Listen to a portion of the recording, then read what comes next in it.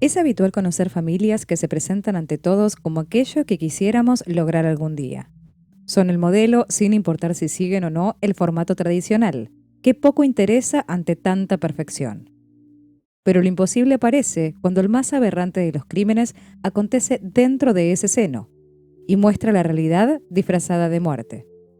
Esta es la historia de Christy Battaglia, la hija del asesino de sus hermanas.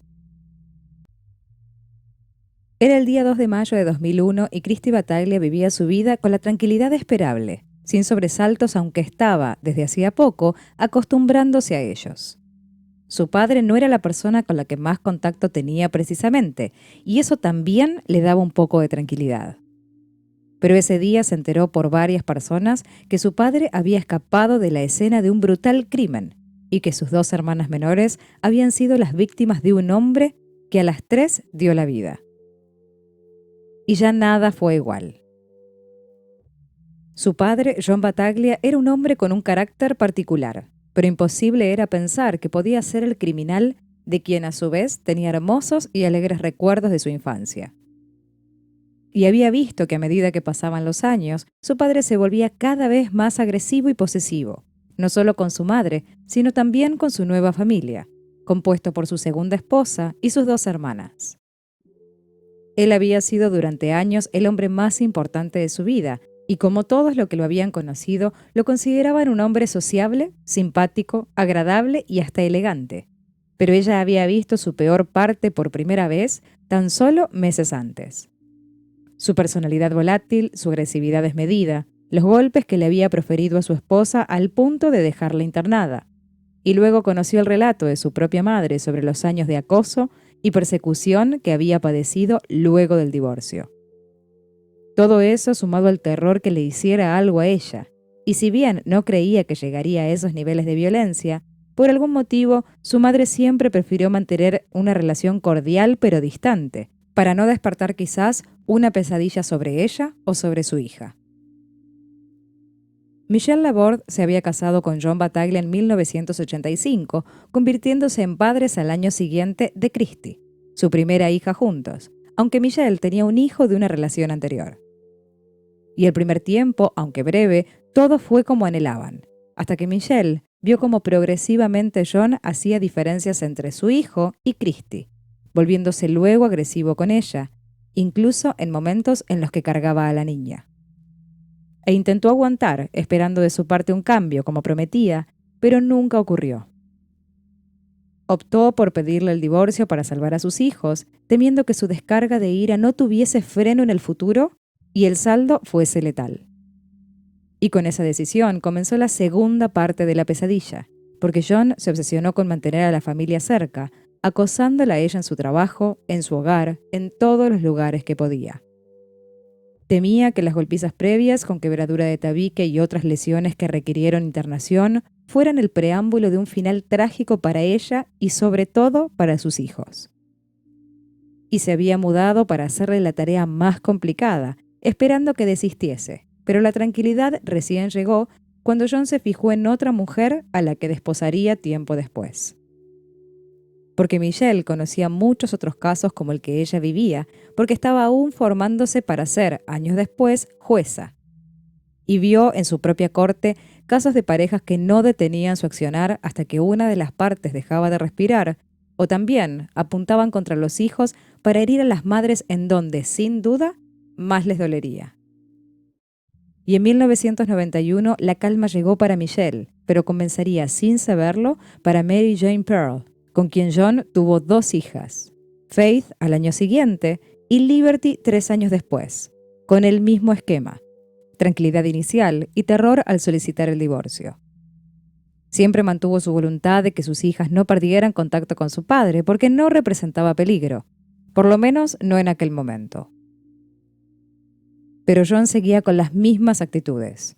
Violencia como forma de aleccionar a su mujer en diferentes situaciones, donde básicamente la golpeaba o insultaba por todo aquello que creía erróneo, que sin exagerar era todo lo que hacía. Y fue en la Navidad del 2000 en que la golpiza sería tan brutal como la última de Michelle, pero sin la internación efectiva, porque Mary Jane sostuvo la cena por la ilusión que esa fecha generaba en sus hijas. Christie esa noche vio cómo su padre se lanzaba hacia su mujer y vio en ese momento lo que su madre le describiría luego en primera persona. Mary Jane días después lo denunció por violencia doméstica, explicitando y mostrando las heridas que todavía tenía. Y por eso, la justicia le dio una perimetral sobre ella y sobre las niñas, pero con un detalle. Sobre Mary Jane se extendía en el tiempo. Sobre las niñas era solo por 30 días, porque entendieron, no había motivo para desconfiar de su actitud con ellas, porque no eran el foco de su violencia. Y así fue que el segundo día de mayo de 2001, John pasó a buscar a sus hijas para la cena que acostumbraban, sin supervisión del Estado o alguna figura de autoridad. Mary Jane quería confiar y nunca imaginó que su odio hacia ella tendría ese resultado. Era imposible imaginar lo que había planeado en ese tiempo de distanciamiento.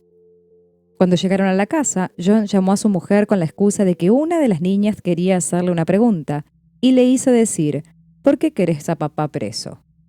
No llegó a responder porque escuchó 3 disparos seguidos y gritó a sus hijas que corrieran hacia la puerta. Luego escuchó 5 disparos más y silencio, interrumpido por John, quien tomó el teléfono y le dijo «Feliz Navidad», y cortó. Mary Jane llamó a los gritos al 911, que envió policías y ambulancias, pero ya era demasiado tarde. No era posible que las niñas sobrevivieran esa balacera. Muchos de los disparos habían sido a muy corta distancia, y su madre había atestiguado de manera auditiva toda la situación en clara forma de tortura. Y luego de escapar, les dejó un mensaje grabado a las niñas en que les decía que se alegraba que no tuvieran que seguir viviendo con ella porque era la mala de la historia. Mensaje que nunca escucharían, por cierto, y serviría para condenarlo junto con los tatuajes de 2 rosas que se hizo en uno de sus brazos a horas del crimen, donde fue arrestado, aunque sin reconocer lo que había hecho. No había matado a sus hijas, según dijo, había vengado la traición de su exmujer por el divorcio y la denuncia. La justicia se pronunció en abril de 2002 y 8 días después y con tan solo 19 minutos de deliberación del jurado, John Battaglia fue condenado a muerte por el doble filicidio en curso de violencia doméstica. Y a pesar de las apelaciones por supuesta enfermedad mental y otras artimañas propias de los abogados que debían defenderlo y aplacar la pena, fue ejecutado finalmente el 1 de febrero de 2018 por inyección letal. Mary Jane presenció la ejecución y John la saludó y le dijo «Nos veremos luego». Rió y le dio la señal a sus verdugos que hicieran lo que debían. Luego de eso, los líquidos en su cuerpo hicieron lo propio. Christie recuerda que su infancia fue similar a la de sus compañeros de escuela, con la diferencia que su padre vivía en otro estado, pero hasta ese momento la explicación que le habían dado era el divorcio y las posibilidades laborales de su madre. No sabía claro que su padre había sido abusivo con ella y con su hermano porque intentaron resguardarla de esa realidad. Pero aquella Navidad vería el verdadero rostro de su padre, quedando tan perpleja por lo que su madre le contaría después y por lo que Mary Jane alguna vez le había insinuado. Quizás si lo hubieran contado antes, podría haber hecho algo, pensaba. Pero lo cierto es que todos los que sabían de sus formas no lograron frenarlo, ni siquiera el Estado, que no lo consideró un peligro para sus hijas, quienes ese día no querían irse con su padre, pero su madre tampoco podía negarse a una directiva legal. Pero Christie sentía que ella había fallado más que la justicia y que además podría haber sido ella el blanco de su padre si su madre no hubiese accionado como lo hizo en su momento, o si el azar no lo hubiese puesto en la vida de su segunda mujer y sus 2 hermanas.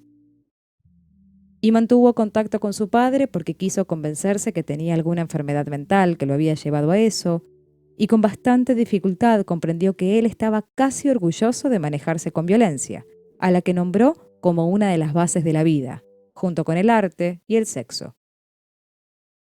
Su insistencia en el contacto recaía principalmente en que tomara la medicación a la que se negaba y quizás ver un cambio en él, en lograr tener frente a ella, aunque a través de un vidrio, al padre que nunca le había hecho nada malo. Pero no lo logró y por eso evitó presenciar la ejecución, porque además creía que ese momento era solo para Mary Jane, quien fue la única que asistió de la familia con algunos de los investigadores del caso que sentían particular repulsión por él, porque tenían hijos y a pesar de haber visto la escena, no lograban comprenderla o recordarla sin llorar.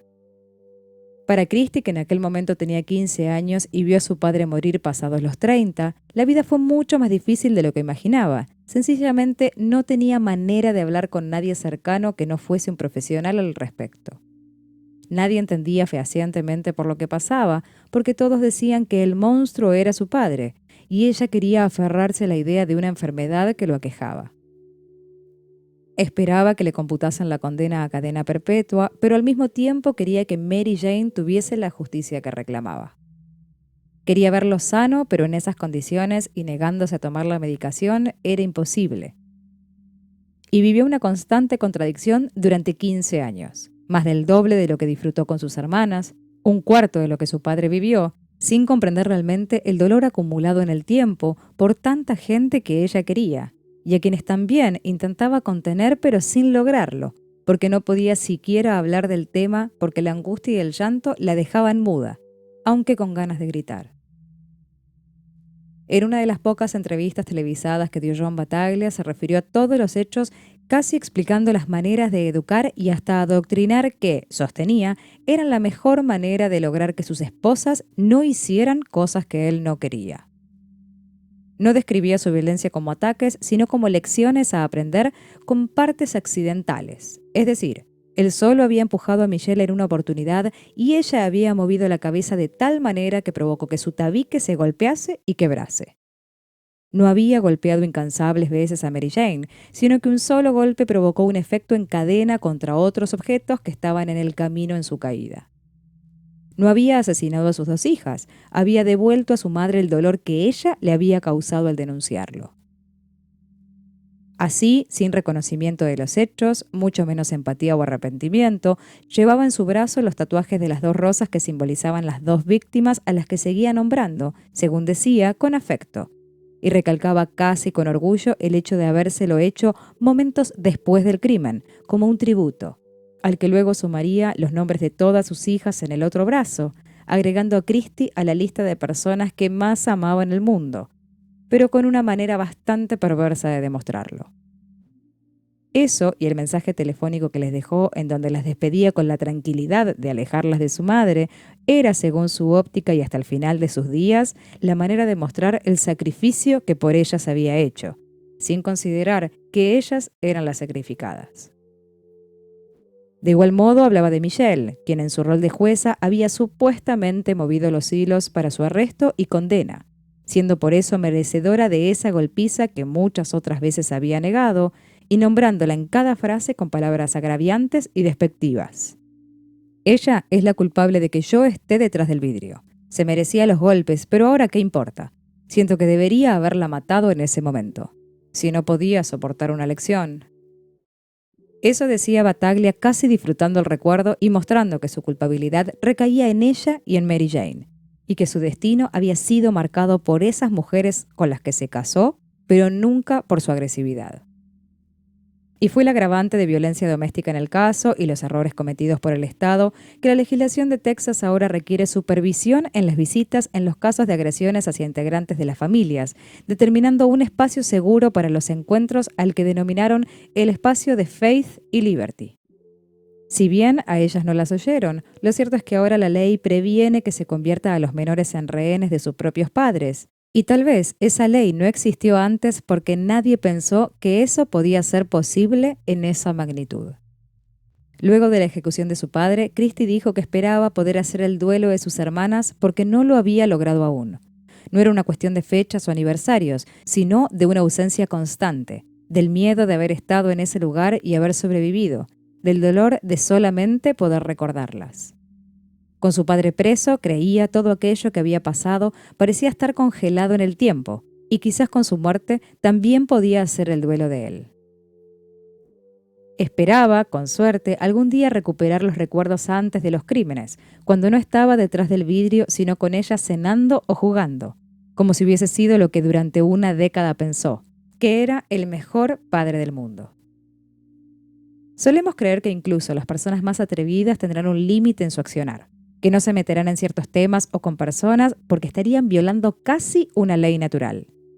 Pero lo terrible aparece cuando precisamente no hay freno alguno para la maldad y se toman los caminos más crueles y detestables. Esta es la historia de Christy Battaglia, la hija del asesino de sus hermanas. Una de esas historias que vemos en los diarios y nos parecen increíbles. Una de tantas que nos enseñan que lo imposible está delante de nuestros ojos. Gracias por compartir esta historia. Si el video te gustó, dale like, comenta y suscríbete para seguir viendo más realidades de ficción.